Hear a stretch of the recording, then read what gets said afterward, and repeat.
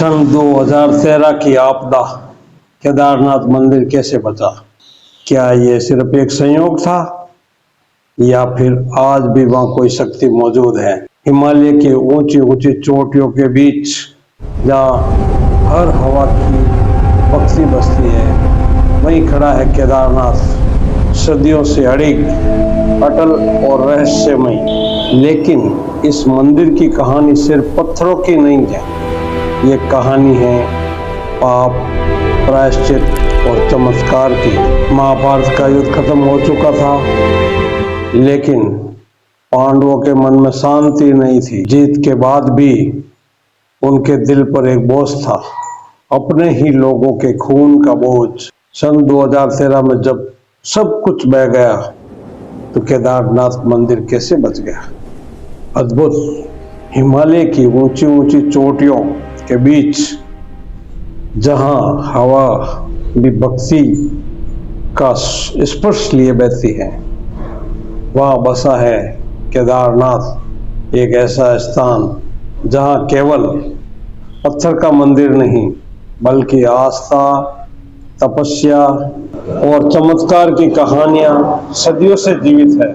युद्ध के बाद का बोझ, महाभारत का युद्ध समाप्त हो चुका था।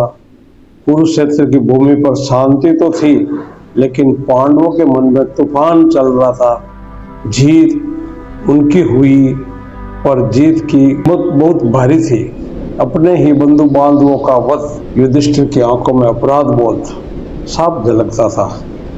भीम की शक्ति अब बोझ लग रही थी। अर्जुन के गांडीव की गर्जना अब मौन हो चुकी थी। हमें इस पाप से मुक्ति चाहिए, युधिष्ठिर ने धीरे से कहा। तब सभी ने निश्चय किया उन्हें भगवान शिव की शरण में जाना हो। शिव का रहस्य।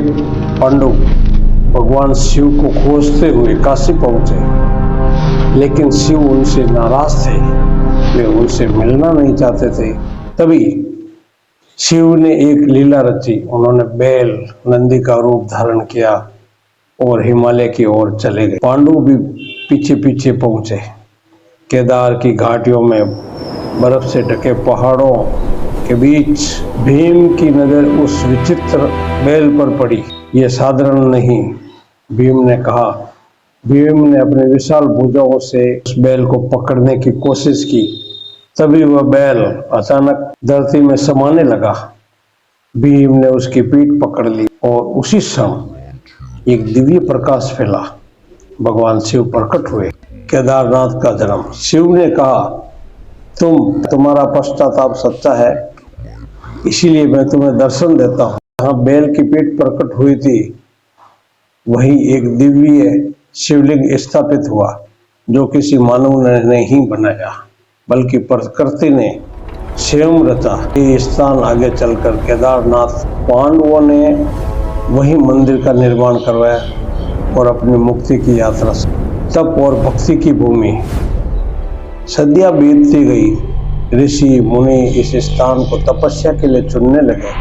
कहा जाता है नर और नारायण ऋषियों ने यहाँ वर्षों तक कठोर तप। हिमालय की ठंडी हवाओं में, बर्फीली रातों में उन्होंने केवल एक ही नाम लिया, शिव शिव शिव। उनकी भक्ति से प्रसन्न होकर भगवान शिव ने इस स्थान को अपना स्थायी निवास बना लिया। समय की परीक्षा। समय बदलता गया, राजवंश आए और गए, लेकिन केदारनाथ अडिग खड़ा रहा। बर्फ, तूफान, भूकंप, प्रकृति ने हर परीक्षा ली। कभी मंदिर बर्फ से ढक गया तो कभी रास्ते टूट गए, लेकिन हर बार ये मंदिर फिर खड़ा हुआ, जैसे कोई अदृश्य शक्ति उसकी रक्षा कर रही हो। हिमालय की कठोरता। सर्दियों में जब पूरा क्षेत्र बर्फ से ढक जाता है तो लगता है जैसे समय थम गया हो। मंदिर के कपाट बंद हो जाते हैं, लेकिन आस्था नहीं रुकती है। लोग दूर दूर से केवल उस स्थान की झलक पाने के लिए आते, क्योंकि यह सिर्फ एक मंदिर नहीं, ये विश्वास का प्रतीक। विनाश लीला 2013। आसमान में काले बादल छा गए थे, बारिश लगातार हो रही थी, नदियां उफान पर थी और फिर अचानक सब कुछ बदल गया। भयंकर बाढ़ और भूस्खलन ने पूरे क्षेत्र को तबाह कर दिया। गांव बह गए, रास्ते मिट गए, हजारों लोग फंस गए ऐसा लगा जैसे त्रासदी सब कुछ खत्म हो गया। लेकिन जब पानी का सैलाब केदारनाथ मंदिर की ओर बढ़ा, तभी एक विशाल चट्टान पीछे से आकर मंदिर के ठीक पीछे रुक गई। उसने पानी की दिशा बदल दी और पूरा इलाका तबाह हो गया, लेकिन मंदिर खड़ा रहा। लोगों ने इसे चमत्कार कहा, कुछ ने इसे भगवान शिव की कृपा माना। आस्था की जीत। आपदा के बाद जब लोग वापस आए तो उनकी आंखों में आंसू थे, दुख के नहीं बल्कि विश्वास के। मंदिर वैसा ही खड़ा था जैसे कह रहा हो, मैं यहाँ हूँ, मैं हमेशा हूँ और हमेशा रहूंगा।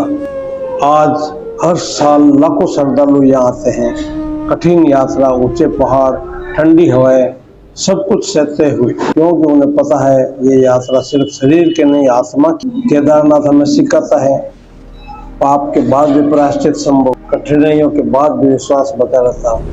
जब सब कुछ खत्म लगता है तब भी एक शक्ति हमें संभाल रही है। केदारनाथ सिर्फ एक स्थान नहीं, ये विश्वास, तप और चमत्कार की जीवित कहानी है।